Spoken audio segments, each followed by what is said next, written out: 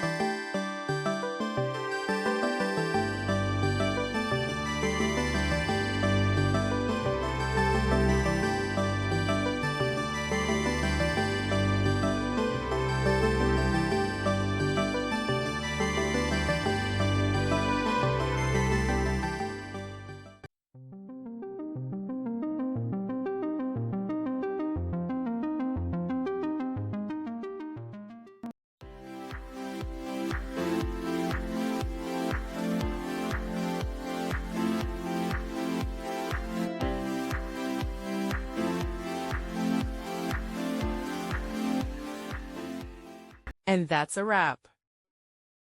I hope you found the answer you were looking for. If you did, take a second to hit that subscribe button. It really helps out. And let me know in the comments which solution worked best for you. See you next time in the debug zone.